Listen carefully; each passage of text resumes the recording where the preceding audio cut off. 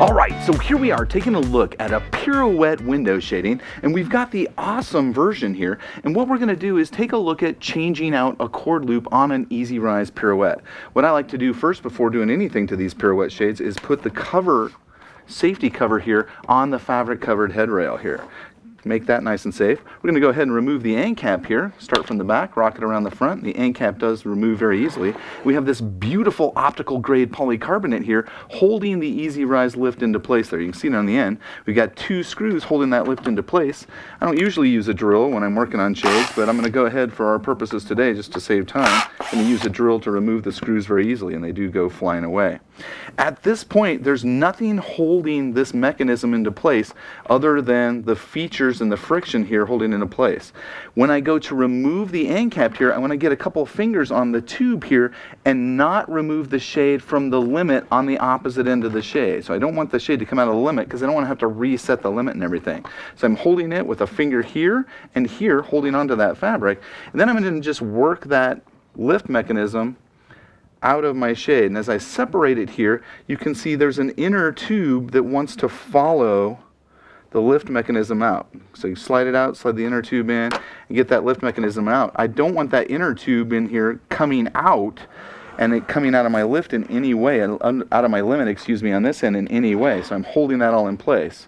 We'll take that and set it out of the way here for a second. Take a look at our lift mechanism itself. Here's our EasyRise lift here. And what we're looking at is we've got a screw in here that holds this whole device into place. So if I was changing out the clutch, go ahead and remove it with this screw here just by coming in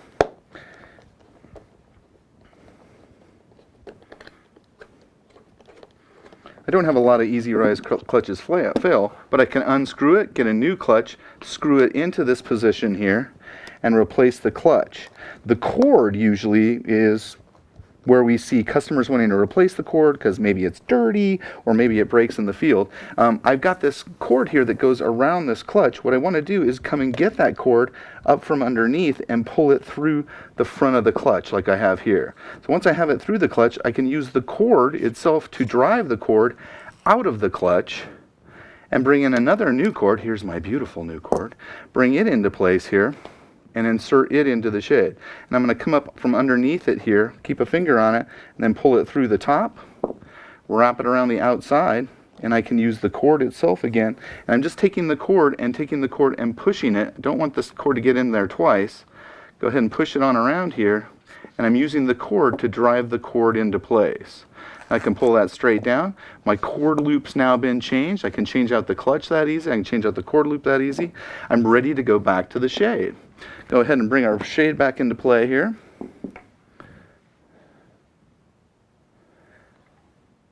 And my end cap just lines up with the interior features. There are only two features here that line up with the inner tube here inside the shade. So I want to line those features up, and mine will line up very nicely here. Line those two features up and insert the end cap into place. My two screw holes line up.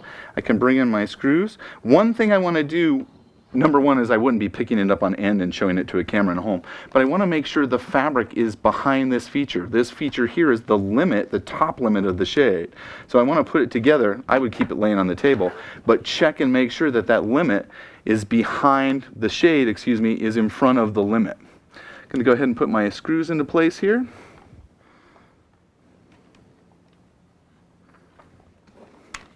And drive them on home. And again, I wouldn't be standing this up. I would probably keep it laying very flat.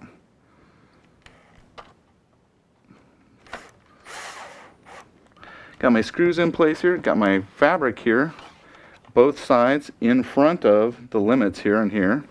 Now I can go ahead and return my end cap onto the end of the shade. And I've just replaced a cord loop for an EasyRise Pirouette shade. Take the cover off. Absolutely beautiful.